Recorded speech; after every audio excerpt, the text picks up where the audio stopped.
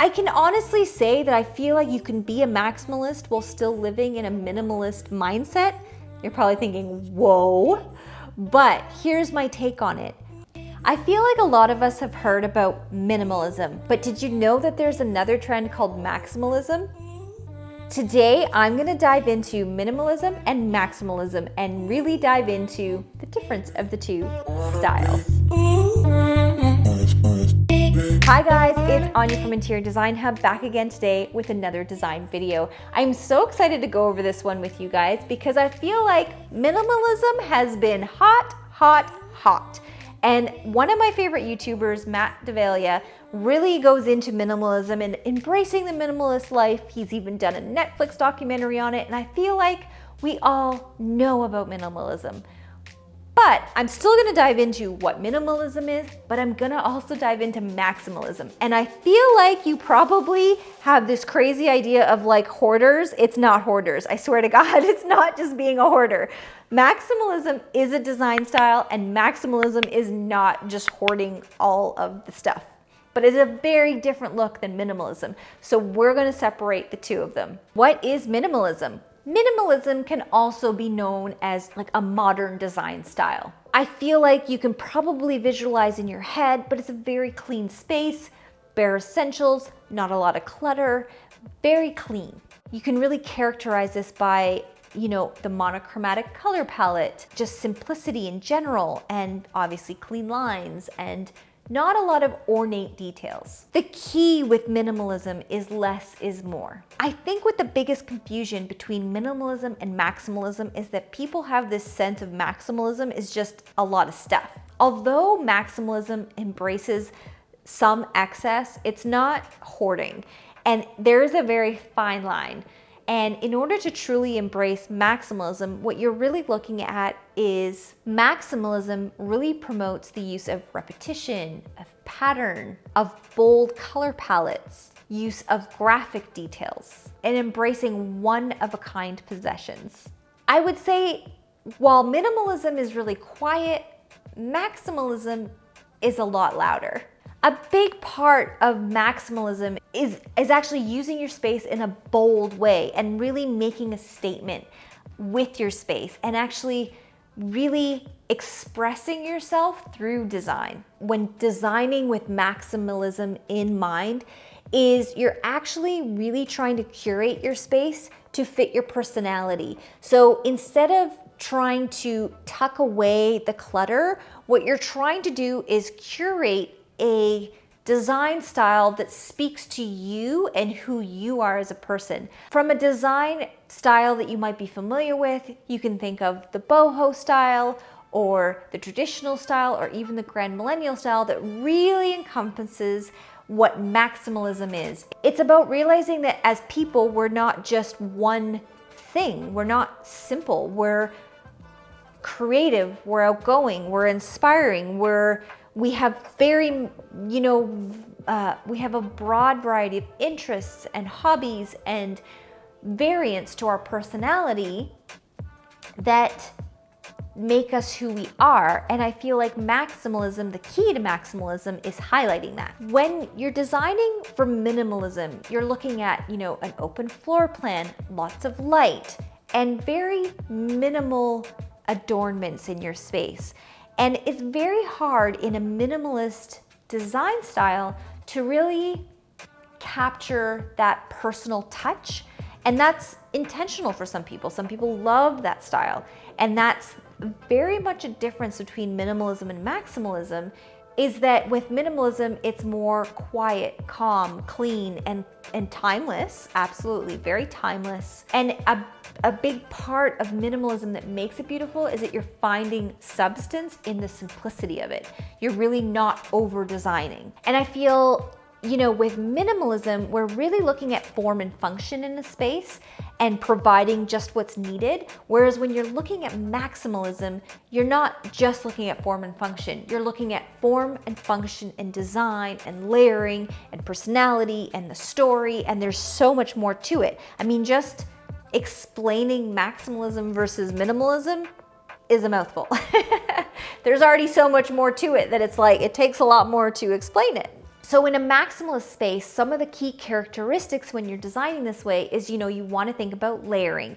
You want to think about bringing in patterns. You want to bring in rich, bold colors. Bring in statement pieces, pieces that are from travels or that you found at an antique shop, or just something really cool that you found online. Like, on Friends when they had that big dog, like that's a statement piece.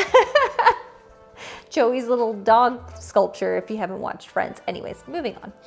Another thing is, mixing and matching of textiles and colors where, you would never do that in minimalism. It just wouldn't really fit. Also, the use of books. Now, this is where I definitely fall into maximalism over minimalism because I love my books, and my books are pretty much a big part of my design style.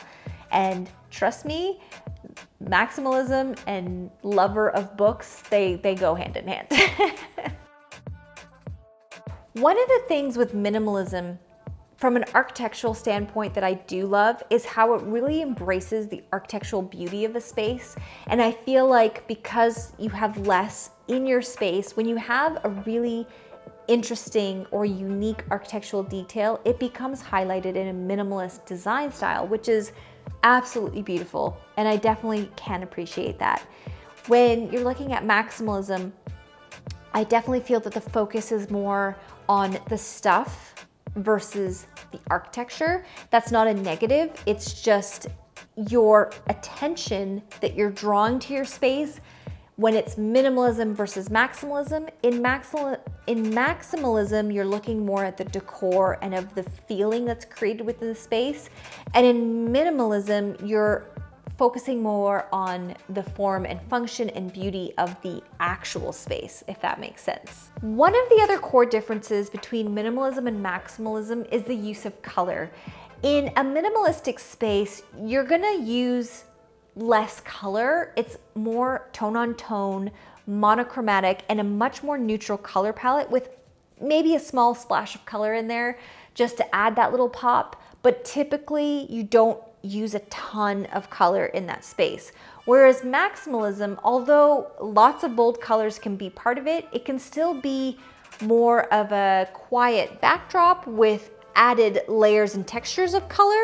It doesn't necessarily have to be like big, bold, crazy wall color, but it definitely is adding in more color throughout. There's definitely a lot more layering of colors and patterns versus the minimalist style, which will try to keep everything within that kind of core neutral feel. So there's a very big juxtaposition with how you use color. What's interesting though is with minimalism and maximalism, you could actually start with the same kind of neutral backdrop. Like let's say you did your walls in Abalone, which is a really great neutral by Benjamin Moore. I've used it a lot. But you could have that exact same room designed two completely different ways and feel completely different just with the use of colors and accents and furniture and throws and decor and artwork and all of that stuff that make it go from minimalism to maximalism and just look nothing the same, even with the exact same wall color and the exact same room. It's one of those things where it really is what you layer into the space that really define the look of the space. And like I said, with minimalism, you're obviously not going to be bringing in a ton of stuff because that goes against what minimalism is at its core. It doesn't mean you don't have anything. It just means that it's more curated, it's more clean, it's more simple. It's really supposed to be more about function. And maximalism is more about creativity and design and storytelling. The most interesting thing with minimalism and maximalism is just that they're so different, but I feel like maximalism has really come out of the need to get away from minimalism. And I can honestly say that I feel like you can be a maximalist while still living in a minimalist mindset. You're probably thinking, whoa, but here's my take on it. I haven't purchased a new item for my house in a very long time. I mean, I have bought a few things like curtains, I think, which are needed because I bought a new house and I absolutely needed curtains that actually like covered my windows, bigger curtains. But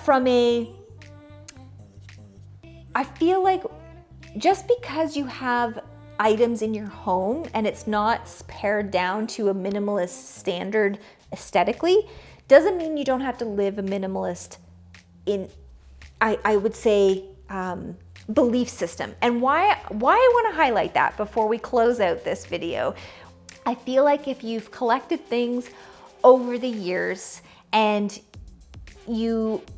every item is something that's been, whether it's handed down or given to you or repurposed, you can have a space that has a lot more stuff in it without being somebody that's going out and buying stuff all the time. I feel like minimalism has gone a little bit far for some people in the feeling that they want to live with that mindset of like less and more authentically in life and not spending money on frivolous things.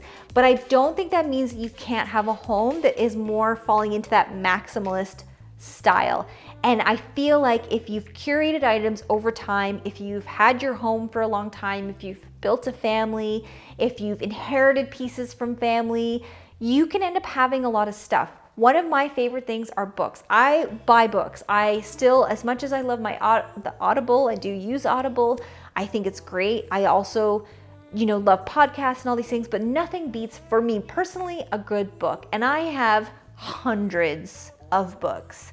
Like, my dream is to have a library. Like, I just love a book. I love a book. I love opening the book. I'm getting too much into my love of books. I love books. That being said, I feel like that doesn't make me any less of like a minimalist on the inside. I just don't live in a minimalist house. Do you know what I mean? So I feel like I want to take away some of that myth that you have to live with nothing in order to be a minimalist, or you have to have, if you have a lot of stuff, that you can't also have a minimalist mindset, or vice versa. I mean, you don't have to have either of them. This is just me kind of like going between the two design styles and being that there's a blend of thought process on both of them, and it really does have to tailor to what you like. And I know a lot of people that just hate stuff. They don't like the look of it. They don't want it anywhere. They just want everything clean, and maybe their cupboards are full of things. I don't know, but they definitely have an aesthetic that they lean towards. It's more modern or minimalist, and I love it. I think it's beautiful if that's who you are.